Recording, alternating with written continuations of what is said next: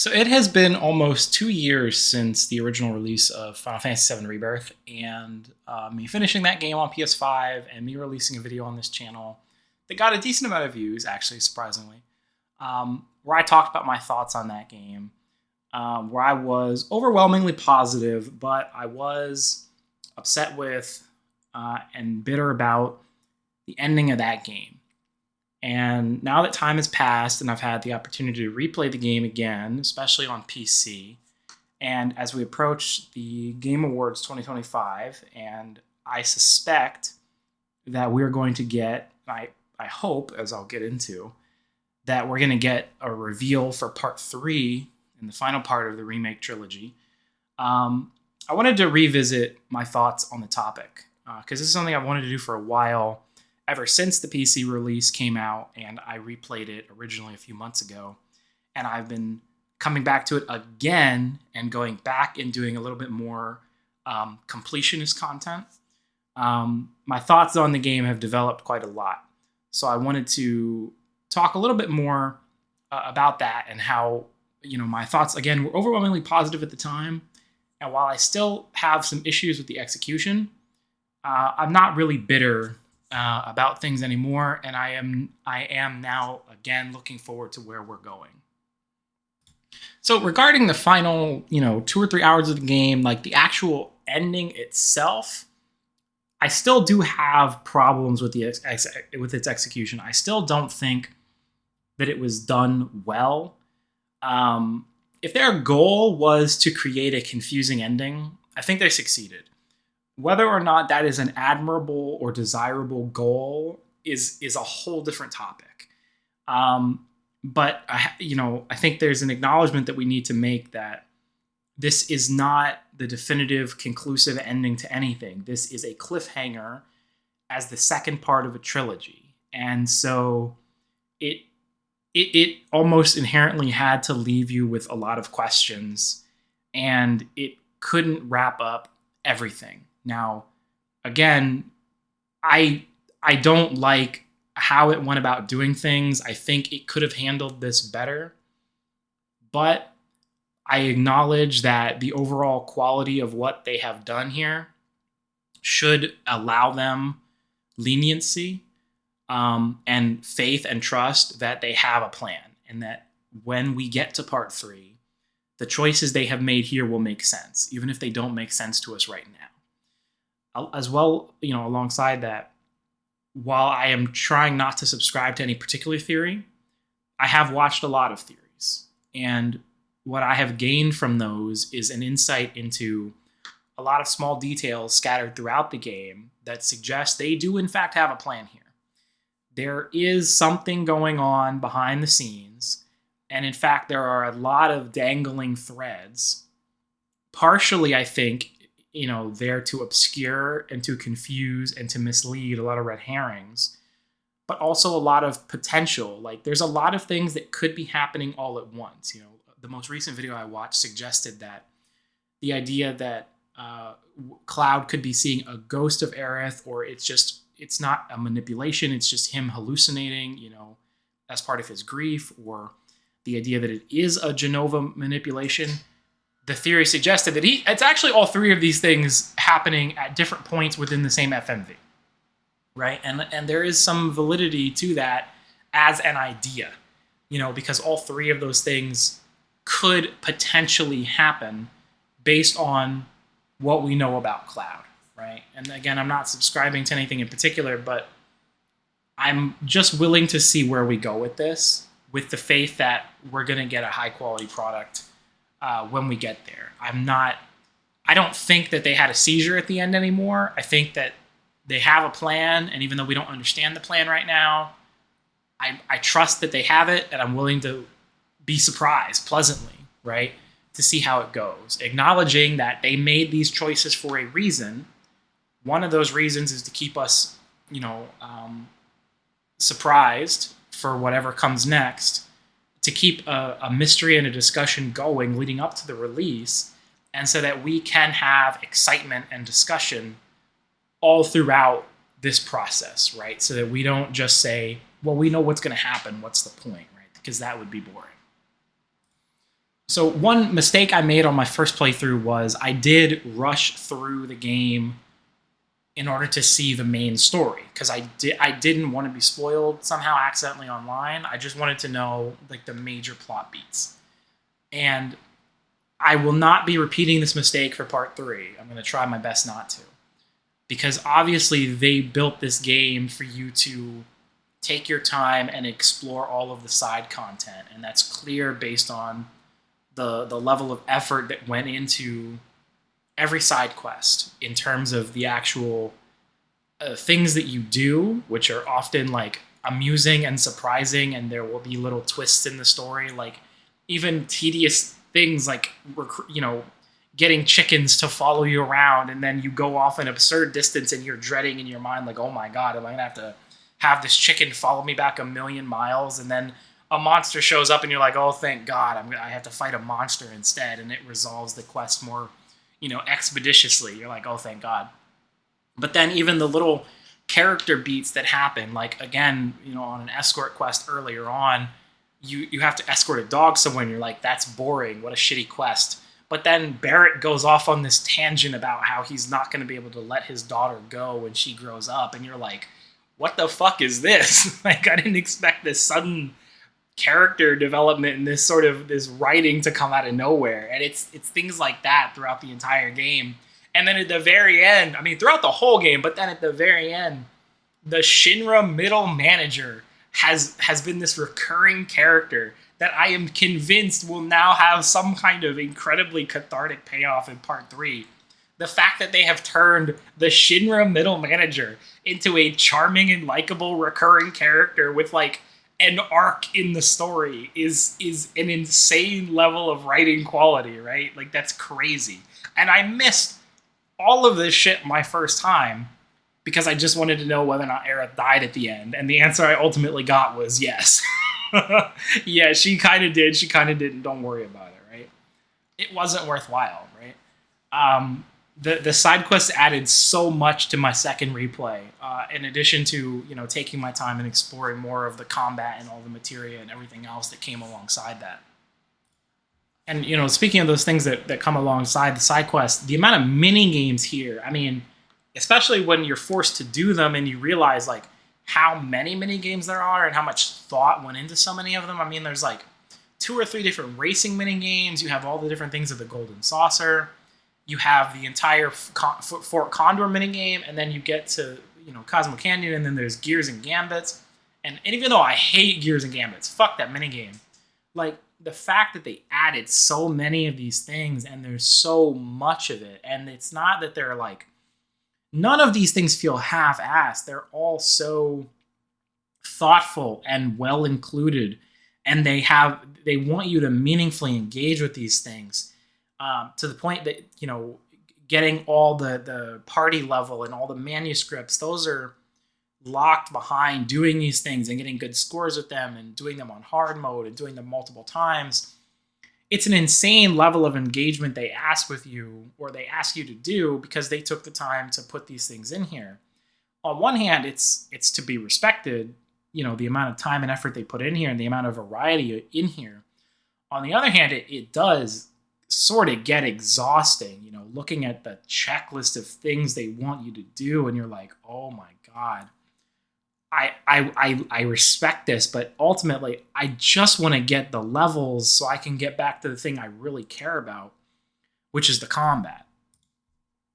One thing I had said in my original video was that the combat here was surprisingly difficult, and that was coming from my first playthrough on normal mode, because I had sort of mistakenly thought that like dynamic mode would be sort of a Resident Evil adaptable difficulty situation where the difficulty would sort of raise and lower based on your performance. And that's not, I guess, entirely untrue, but what it actually is that it just scales everything to your level so that you can't out-level anything. You're always having to fight things on a fair playing field. And that's what my replay was on. It was on dynamic, and then I'm going through hard mode right now. And I have to say that, I had already thought this, but it is definitive now that like the Final Fantasy VII Remake Trilogy has the single best action RPG combat system of all time. and it might just be like the best combat system ever across the board, right?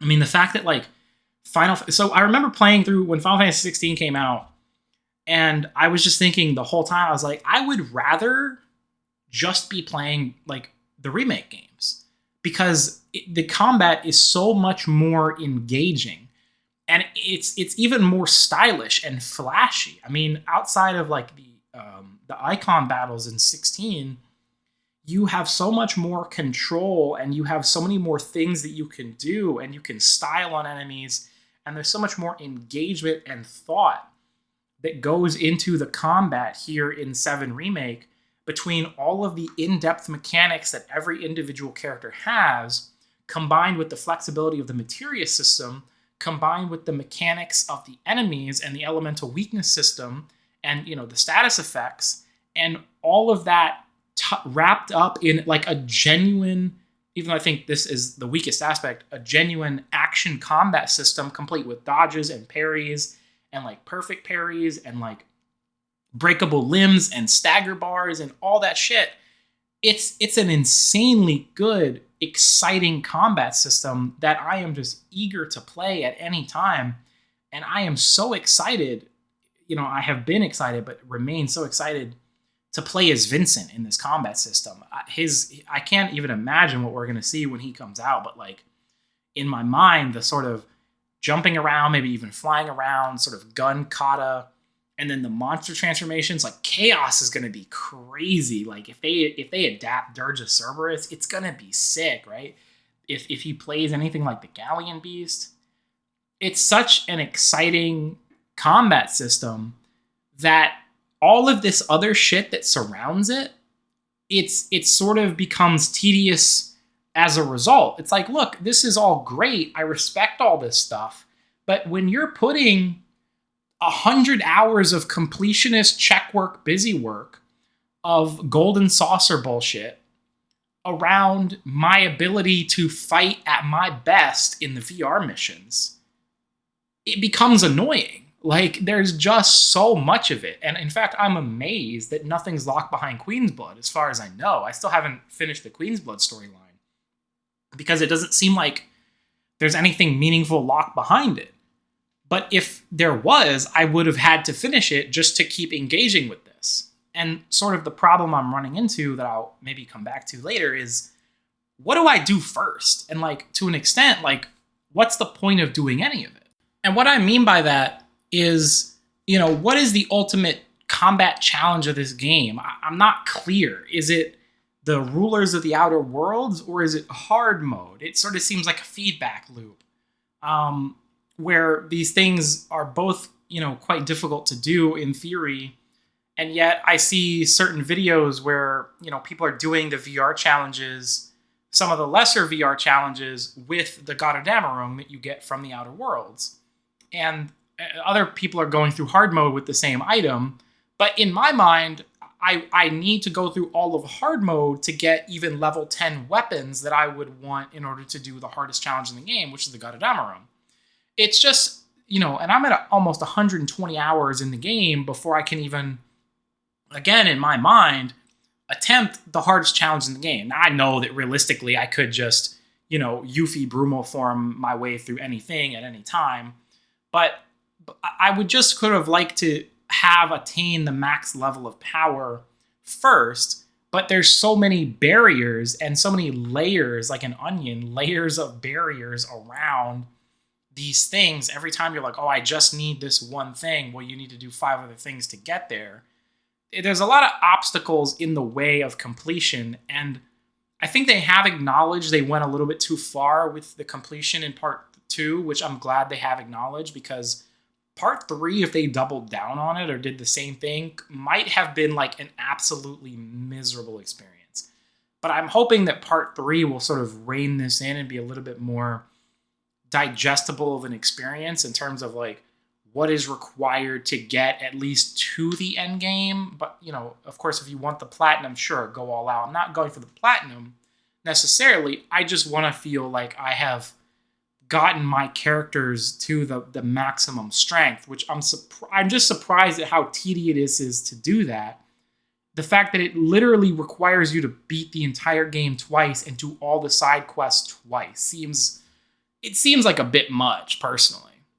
And, on that topic of the post-game content, the fighting, I was praising the combat system, and I really do love it, but I think that some of the post-game content, most of it maybe, and even the occasional VR mission before that, crosses over this threshold of being fun and just being obnoxious. Now, some people might tell you that, like, these are optional challenges, and so they're supposed to be, like, unfair or unfun, or they're supposed to be brutal, or whatever adjective they'd like to use. And I'm not so sure about that, right? Like, at what point are you changing the system? If I'm having fun playing the game in a certain way that I felt was great on dynamic difficulty, where I was forced to engage with all the systems, but I could still play it like a normal video game, meaning I didn't need to go into every situation with like a perfect materia setup, and even if I might struggle, I could still overcome those odds with just like some skill and some adaptability. I was having fun. But then when you get to these optional missions, suddenly it just becomes a materia check. It becomes a knowledge check. And when the optimal solution to so many problems at that point becomes, petrify, magnify spam, and Brumal form spam, that's not really fun to me. What exactly do they expect you to do for some of these things? Now, I have certainly seen some more skillful expressions, some more skillful completion of these challenges, right? Like people beating Rulers of the Outer Worlds with a single character and not doing any of that. And that's obviously amazing. That's great. But some of these challenges, I think, unless you have attained that level of mastery over the action part of this system, and again, I think the action part of this system leaves something to be desired, because I don't think that a lot of enemies have super obvious tells, and I think that the timing on the perfect parry system is less than ideal personally, and I have always struggled using the dodge in this game, in this series. That's one of my most consistent complaints with it. I don't know what level of invincibility the dodge gets. It doesn't really seem like you get any. And it's just very difficult for me to use it coming from like a Dark Souls background. So the guard is more consistent, but it's not entirely reliable. I think that aspect is the most challenging for me. But without a complete mastery over that one part of the system, these challenges sort of break down, and that's where the whole petrify spam comes from. It's like, what else do they really expect you to do for some of these challenges? I'm not sure. That's sort of my only real complaint, is I just think that these become really obnoxious, and it would be very difficult for you to play them like a normal, like you would otherwise. And to an extent, I think hard mode is an extension of this. I understand and I agree with not using items inside of combat. I get that. That makes sense. We don't need to talk about that. But I don't understand why you can't use items outside of hard mode. This is an adventure RPG action game. This is not a survival horror game. Like, one of the core pillars of every RPG ever has been, I'm going into the dungeon filled with snakes, poison snakes. I need to make sure I bring the right amount of antidotes, right? I don't understand why the remake trilogy has decided that antidotes don't matter, and yet at the same time will insist on giving you item master materias and keep throwing items at you even in hard mode. It doesn't make sense to me. That's the one thing about hard mode that really confuses me, and I don't understand it. And I sort of hope that they, even though it seems unrealistic that they would, I hope that they tweak that. Hard mode would be more enjoyable for me if they tweaked that so that you didn't have to like rely entirely on materia setups around like, MP absorb and things like that. And that, of course, leads into the other big complaint about this game that I think everyone hopes they address in part 3, which is that the materia system is great, but oh my god, changing your materia setup is really fucking annoying. having, especially again on hard mode and for these VR missions, having to constantly micromanage your materia setup, even just changing, like if you have someone set up as a magic knight with a materia that absorbs magic and absorbs health and is amped to shit so that you can just use that as your like go-to thing, so it's self-sustaining and all that. Even just changing out all your lightnings to fires if you're in an area where lightning wouldn't be as efficient, it's exhausting to keep doing that. And you need to have like 50 copies of every materia. You need to swap it on every character who might be relevant. You need to outfit, at least 6 or 7 characters at a time in the end game with materia with like unique layouts. It's just exhausting to deal with, frankly. And a personal gripe that I have as well, which is another issue I have with the hard mode and with some of these VR challenges, not so much the VR challenges because, they are VR challenges, but with hard mode specifically, it's just sort of a realism and immersion challenge that I have. And we'll use the Midgard Sormer for an example on hard mode. The Midgard Sormer on hard mode is basically invincible. If you don't hit it with Blizzaga, I don't think anything damages it other than a Blizzaga from Aerith or Cloud with a good magic stat, right?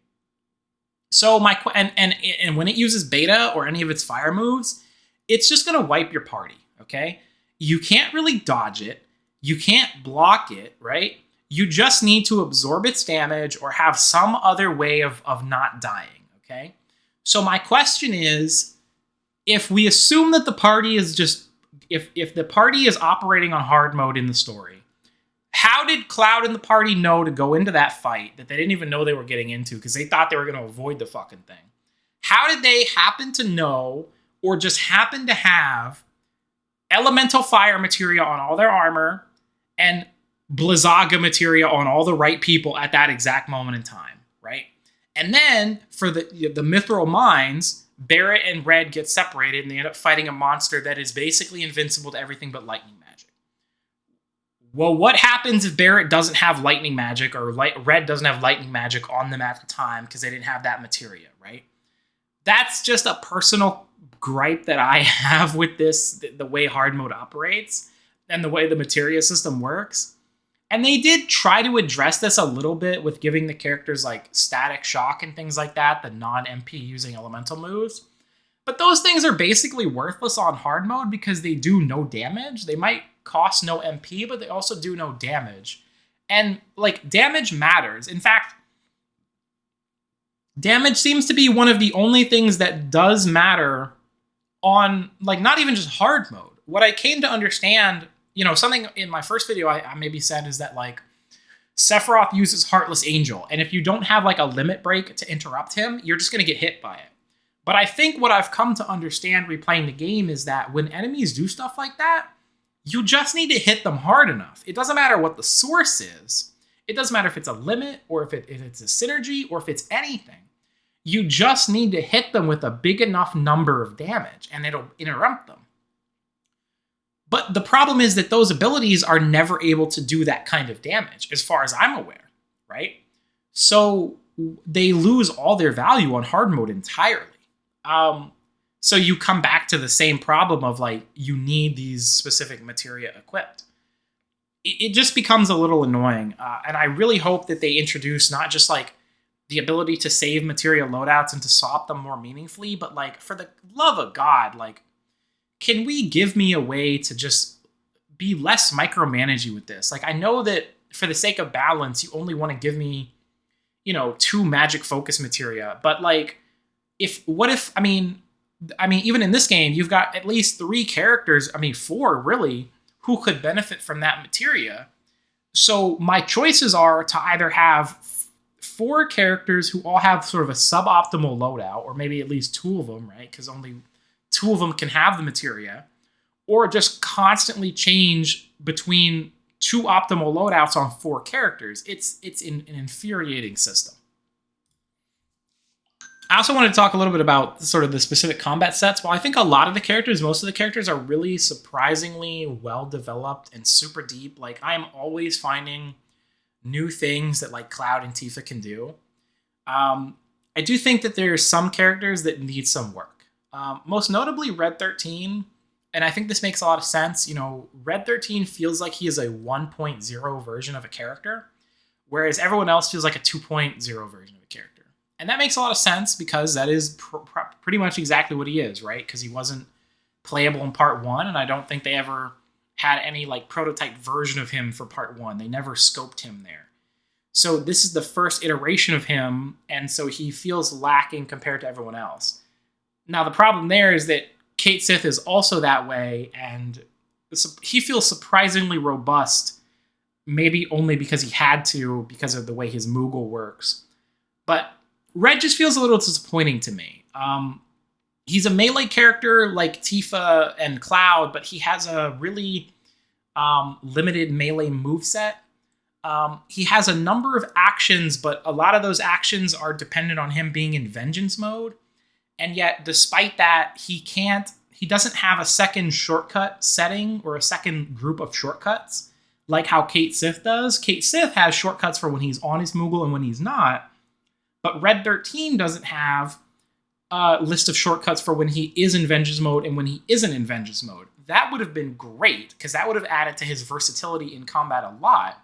But as it stands, you have 4 options to pick between like 9 different skills, half of which only work in vengeance mode or are better in vengeance mode. That's kind of annoying to try and deal with if you want to actually play as him.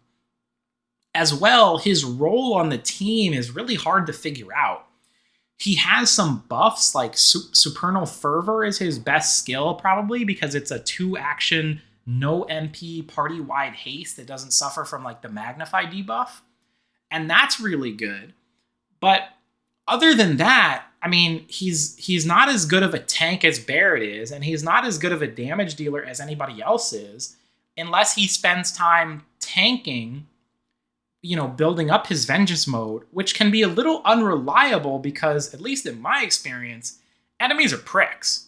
They'll attack you right up until the exact moment you want them to attack your character as Red, and then they'll decide they're going to fuck off and attack somebody else. It's really kind of annoying that way.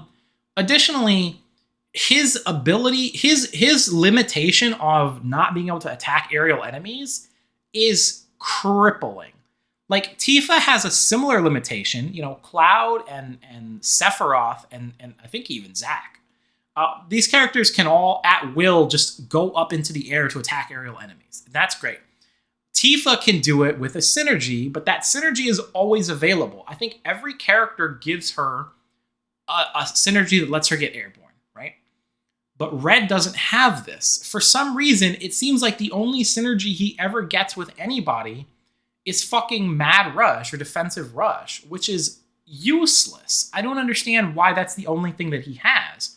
Ironically, there's a cutscene in the game where he actually does, and there's probably multiple, where he does just leap up into the air to take down an enemy that is like, 20, 30 feet into the air. So he has the ability to do this. But for some reason in gameplay, he's stuck on the ground, and it is fucking crippling. It makes him feel really bad to play as. On top of all of this other stuff, he needs some way to leave the ground. And I don't know. I don't know why they decided to make him so limited in these ways. Similarly, and we're going to transition to talking about Barrett here. For a tank sort of defensive character, he doesn't have any sort of team-wide tanking. He's sort of a very selfish tank. He only benefits himself.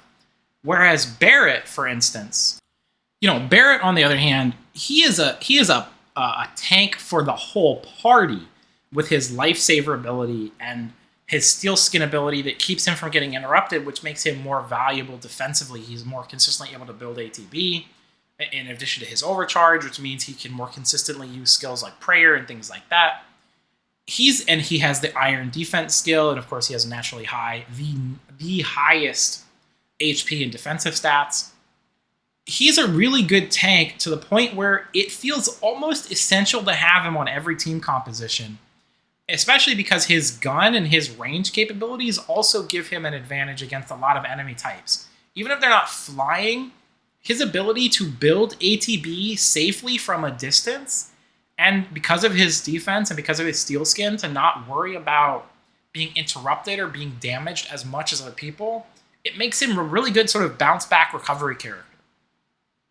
He feels so incredibly essential, both because he is such a good tank and because nobody else can tank at all. Nanaki has no tanking ability. Cloud has basically no tanking ability, again, outside of his own, his own countering, which doesn't really ever stop the enemy unless you manage to stagger them. Again, Tifa has no tanking. Kate Sith can only tank insofar as the Moogle takes hits for Kate, but doesn't really draw attention from anybody. I think Part 3 would really benefit from giving Cloud and Red 13 and hopefully Sid as well more ability to damage mitigate and to act as the tank, both so that Barrett doesn't have to, he doesn't feel obligated to do it all the time, and so that I as a player don't feel obligated to put Barrett in all of my teams for like the really hard fights, right? Because that is a thing that I feel right now currently is like, wow, I really need Barrett's ability. I need everything Barrett can do uniquely. He's just too valuable to not have on the team, right? I feel a little restricted. That's an issue I have. Not that his moveset is flawed or bad, but that he's too good. He's too essential. With that said, I still don't understand why they gave him a couple of melee-based moves. I think his kit is a little bit lacking because they gave him these melee-based moves, close range and smackdown, that, like, realistically, I'm never going to fucking use because he has a gun arm. Like, that's not the point of... Why are they so hesitant to go away from this? If you want a close-range gun character, you've got one coming in Part 3. That's fucking Vincent. He'll handle that for you. Let Barrett take care of shit from a distance. You know what I mean? So on that topic, I do want to talk a little bit about, how I hope Vincent plays. So I'm just so excited about Vincent, and it's hard to speculate because they're hard to predict what they'll do with these characters. But I do suspect that his transformations will be limit breaks. I don't think, and I really hope that they're not like a core part of his kit, because I want his base moveset to be straight gun fu. I want him to be moving around the battlefield like fluidly. He's a very agile character, almost like Yuffie, like he has a high mobility, but he uses guns, and he can, just like in the original game, he can use like shotguns or rifles, I guess, would be his weapon set. And those would determine if he's a little bit closer range or a little bit farther range, but ultimately he's more of a medium range character who's just constantly going sort of in and out, guerrilla tactics, hit and run, in and out, moving between targets, sort of assassination style would be really cool. I'm not sure what his Y ability would be exactly, other than maybe giving him the ability to, I want to say jump, but that'll be Sid's thing, but sort of a high mobility around the field. Maybe, I've had this theory for a while that what they're doing with Rufus Shinra is a little bit like of a prototype for Vincent, and so maybe Vincent will play a little bit like how Dante plays in Devil May Cry 5 in the gunslinger style with his shotgun, where his Y will let him move and fire the gun at the same time in sort of a rolling shot style, where he can sort of, slide behind him and shoot, or roll behind him and shoot, or sort of do all kinds of acrobatic shot maneuvers. That would be really cool, where they're dodges that could maybe even perfect dodge. That would be really cool as a sort of acrobatic fighter style. And then obviously his limit breaks would be letting him go into the Galleon Beast. I don't think they're going to give him like the sillier ones like the Frankenstein, but probably focus on like the Galleon Beast that we've already gotten, and hopefully put a big emphasis on Chaos, and maybe Chaos would be just an enhanced version of his normal abilities, where then he'd have like full flight and he'd have like dark magic built into his kit, and he could have like the ability to siphon, HP as he does things. Dark magic, very cool. I think that would be really sick. And as maybe part of the assassination style of his gameplay, he could build up sort of like a rogue, sort of a mark of death on enemies, or the ability to just instant kill enemies somehow. after doing enough damage or marking them enough times or doing something under the right conditions, he can just execute enemies, like, pass a death sentence. I think that's his ultimate weapon, but giving that to him as sort of an ability that he has in the chaos mode, that would be really sick if he could do that. I don't need to speculate too much on Sid. I mean, I suspect that he's going to jump, and then he's going to call in the high wind. I'm excited to have a spear using character. That'll be fun. The only thing that gives me any hesitation at all is the fact that they put jump as a materia in part 2, but maybe they did that as a prototype for what he'll do in part 3. I think that's a little odd, but it's the only thing that gives me any hesitation about how he might play in part 3. And I do want to talk about, Zack and Sephiroth here as a moment as well, and to maybe use it to transition into modding as well. The fact that Zack and Sephiroth have, like, not fully featured and fully complete, but, like, very good, playable, satisfying movesets in this game is really cool. And so it does suggest that Zack will have a bigger role in part 3, or at least I fucking hope that he would after they put the effort into, they gave him sort of a cock tease in this game in terms of his story inclusion, but then they went and they built a whole kit around him that could be expanded in part 3. And obviously they built Sephiroth out as a playable character that can also be expanded in part 3. I do suspect that there's going to be sort of a surprise in the party list in part 3. I hope Aerith makes a return, at least in the VR missions, right? That she'll be selectable in part 3. So you could have like a total of 10 or 12 playable characters that you can choose from, right? In those missions in the post-game content. But I suspect Zack will probably join like the main cast, or he'll have a prominent playable role and his moveset could be expanded. Having been messing around with him with mods and things like that, it's really cool how he works and how he's sort of a more sort of improv fighter, just something more fluid, more, not sure what the word is, but he's a more fun fighter. Like he's having more of a good time with his fighting. He's more loose, as opposed to Cloud, who's a little bit more rigid. It's very interesting, his fighting style. And Sephiroth as well. They both have really cool movesets, even without any kind of mods. But in terms of mods, I will say there's a really good modding scene for Rebirth as well. And that's another thing that has helped with my opinion of this game. The modding scene is crazy. So it started out as just a mod to sort of fix them and make them not crash the game when you use them outside of the VR missions. But recently that mod has expanded to improve the moveset of Zack and Sephiroth to give them a bit additional abilities, including new synergies and limits and additional abilities that they can use at any time, which really improves their playability and makes them a lot more interesting characters. They were already fun and interesting, but they were obviously feature incomplete, right? And this mod makes them way more playable. And there's another mod on the Nexus where someone is trying to replicate the way that the final boss Sephiroth works. And that's also an interesting mod, although I prefer the one that I'm using right now.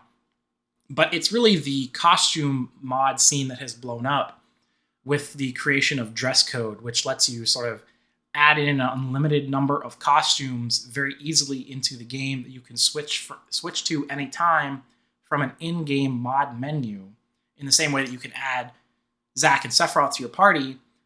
It's really great. I have like 50 additional costumes added to my game, and it's really fun to be able to switch between them. It keeps things fresh and interesting. And I really hope that since we're dealing with the same engine here, I really hope that when part 3 comes out, all of this work that has gone into creating these mods will be able to port over fairly seamlessly into part 3, so that when part 3 launches, hopefully day and date on PC, we will be able to get dress code in that game fairly easily, and we'll be able to get all of the content from Rebirth into that game. So even if, for instance, Aerith doesn't make an official playable appearance in part 3, modders could, in theory, just sort of drag and drop her into part 3 with some modifications. Which I guess does sort of bring me into my final topic. This is maybe unrealistic, but I think on the topic of the Final Fantasy Remake trilogy, to be honest, we've sort of passed the point of unrealistic. This entire project is unrealistic. I hope that there is a plan that after all of these games have released, that there is a plan to combine them, right? After they've all released, and they've all had whatever DLC they're going to have. So if Part 3 is going to get any DLC, or if Part 3 is going to get like a PS6 port or whatever, I hope that there is a plan at Square Enix to say, look, we're going to not just release a typical bundle where these games are together in a trilogy, and sell that shit like people always do, but we're going to make an effort to integrate the content here, right? So what we're going to do is we're going to go back into Part 1 and we're going to add some things, okay? So like we're going to add and make some changes to Part 1's content in this new... We're not going to touch the original release of Remake, but we're going to release a new version of Remake that has altered content, like the changes that Part 2 made to the basic combat system, integrating, for instance, the parry and the deadly dodge materia into the core movesets, right? Introducing synergies. We're not going to do it one for one. It's not going to be exactly the same, because that would be boring, right? Cloud, Tifa, and all them aren't as good of teammates in Part 1 as they are in Part 2, so they have more limited options, but we are going to introduce limited synergies in Part 1. And whatever cool shit we're adding in Part 3, we're going to introduce some element of that into Part 2. And whatever cool materia we introduce in Part 3, we're going to add to Part 2, and cool materia from Part 2, we're going to add into Part 1. That's like my hope and cope for where this project ends, is at the end, they go back and they create like the ultimate actual combined trilogy so that these things can be even more seamless and like a borderline perfect combined product. Not that there's anything wrong with these games as they are right now, but like, for instance, Aerith is a way more interesting character to play as in Part 2 than in Part 1. That's just how it is. And obviously, Red 13 wasn't playable at all in Part 1. But in theory, you could go back and make him playable in Part 1. Would there be a reason to do it? No, not really. But if you could sell a bunch of copies to people who haven't already bought the shit because they have specifically been waiting for all 3 parts to be out, and you could sell them a combined game with all 3 of them bundled for a discounted price, I think you could find the money in there to drag and drop some data, right? Considering it's all in the same engine, I think they could do it. Especially considering the scope of delivery they already gave us with Rebirth and the time frame we expect Part 3 to come out, because I think people are expecting 30th anniversary in early 2027. I think this is not completely unrealistic. And as I said earlier, even if it was completely unrealistic, I think we're out of the territory of that. This whole project is unrealistic, right? That shit does not matter around here. Within and without the context of this game, within the universe of this game, unrealistic is irrelevant to how this works. So like I said, I just wanted to revisit this topic because we are so close to hopefully the reveal of Part 3, to revise my thoughts on this. Like I said, I'm a lot more optimistic, and I really do think Rebirth is one of the best games that has come out recently. It is an incredible project. I do think they made some mistakes with the execution of the ending, personally, but I think it is possible that for the first time ever, they might actually be cooking. That we could be seeing evidence of this looks bad, but actually, if they're masterminds, this could be the greatest thing ever. This could be the greatest thing ever. This could be the first time in recorded history that happens.